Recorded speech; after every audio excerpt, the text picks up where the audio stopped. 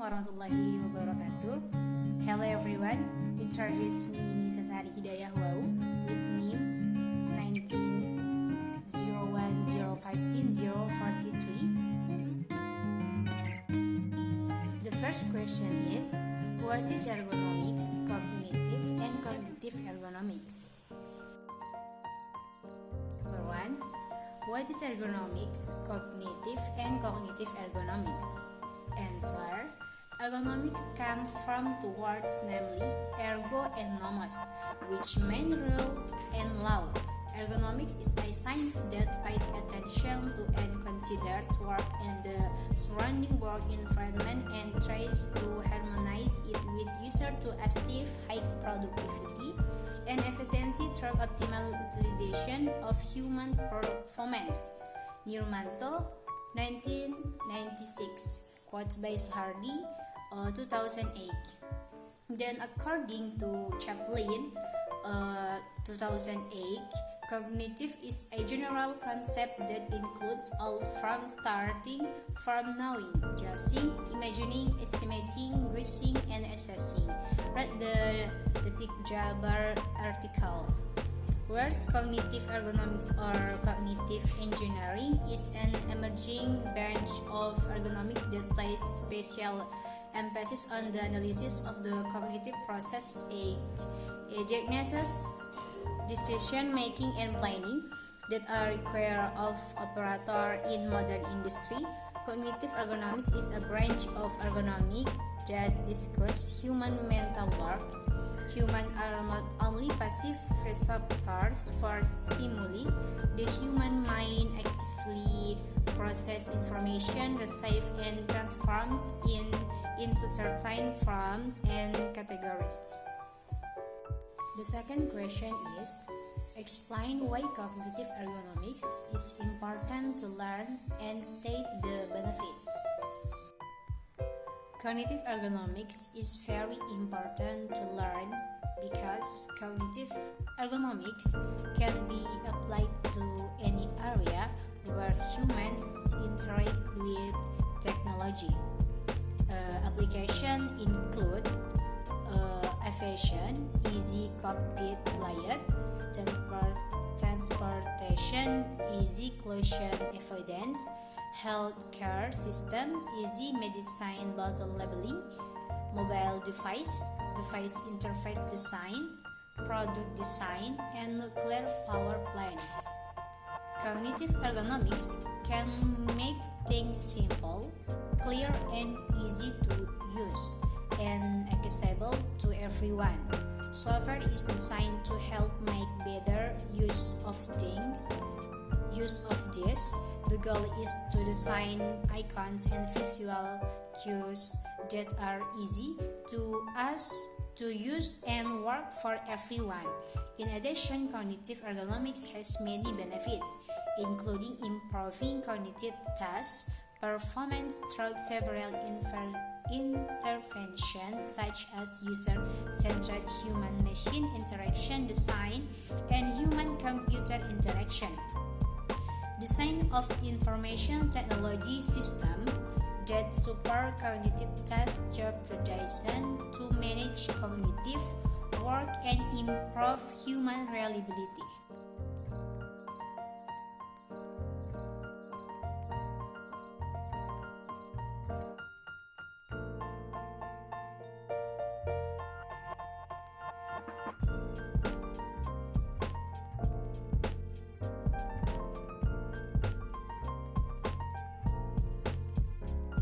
Question: explain about human information processing along with the stages and example.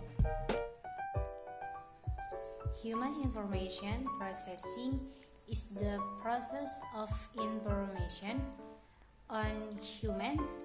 Is a theory of how humans receive, store, integrate, retrieve, and use information. The stage in the human information processing are, according to Wickens and Hollands, 2000, and Wickens et al. 2004, the HIP model begins with a sensational process of cycle stimuli coming from the environment. Thus, physical stimuli generate neural activity, which may or may not be processed further. The next process is cognitive. This process includes perceptions and decision making, which is aside by the process of storing information. The perceptual process, or understanding what is happening, is a combination of a top-down process in which the stimulus is felt by our sense and a bottom-up process in which long-term memory or knowledge and experience helps give meaning to the stimulus of time. The end of the human information processing process is the process of executing the select decisions. The effectiveness of this process is limited by attention research, which indicate the capacity of various mental processes that can be carried out simultaneously. Finally, the response that is chosen and carried out by humans will produce input or feedback, which together with stimuli from the environment are felt again by the sense and are useful in determining whether the goals of the activities carried out have been achieved. An example is making decisions from information processed by the visual or human sense, which will be processed in memory so that you know how to act.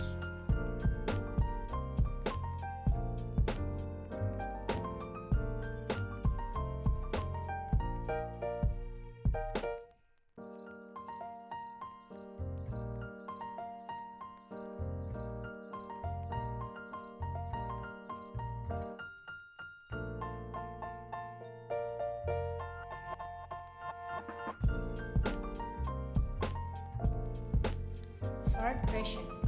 Explain what attention is. Example and impact when someone's attention is disturbed.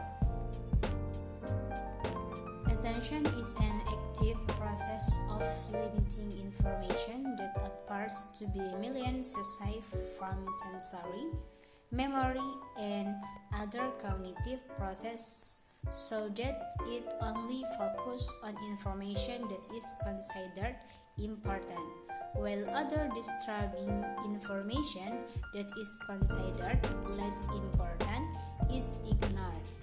The attention process occurs in memory when doing what is called the thought process.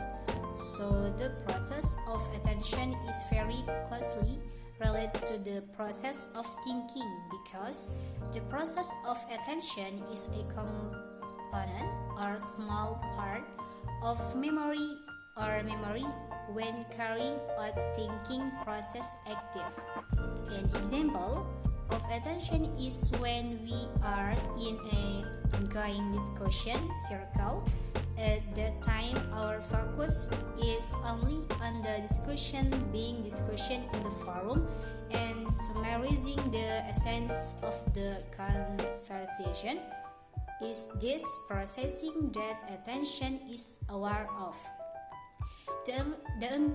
The impact of a person's attention if disturbed is that a person will find it difficult to focus his attention, or the focus of attention will be shifted to what should be, because the brain can't process many stimuli that come at the same time.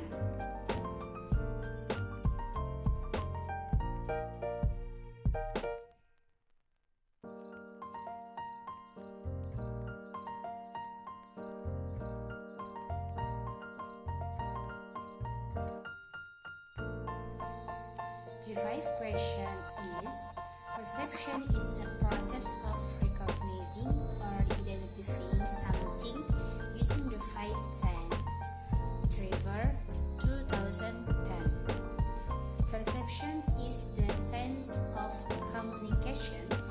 Perception has a very important role in the success of communication, that is, accuracy in perceiving sensory stimuli leads to successful communication. Conversely, failure to perceive a stimulus causes a miscommunication. Suranto, 2011. People's perceptions can vary due to many factors, such as individual needs, age, past experience, personality, gender, and other things that are subjective. Example of perceptions such as feelings of inferiority inherent in a person which he also gets from the result of the interpretation of himself and his environment, the impact. When a person's perception is disturbed is that it will be difficult to make decisions because perceptions are not clear or perceptions can be wrong. Next, number 6, that explain what memory is, the difference between working memory and short-term memory, the difference between short-term memory and long-term memory. Example of the application of memory and the impact when a person's memory is disturbed. In short, the definition of memory is the ability to encode, store, retain, and recall information or past experience in the human brain. Much of this information is stored for future control of motor activity and for use in thought processing. The difference between working memory and short-term memory is that according to Bedley, working memory is an active process that constantly changes, combines, and updates new and old information, while short-term memory is a temporary storage memory of information before it is forwarded to memory long-term. The difference between short-term memory and long-term memory is that long-term memory is memory that has no limit capacity and lasts only a few minutes to a lifetime. Meanwhile, short-term memory is a temporary memory for storing information before it is transferred to long-term memory. Example of implementing memory such as remembering phone numbers, object locations, colors, direction, and stories from books you've read.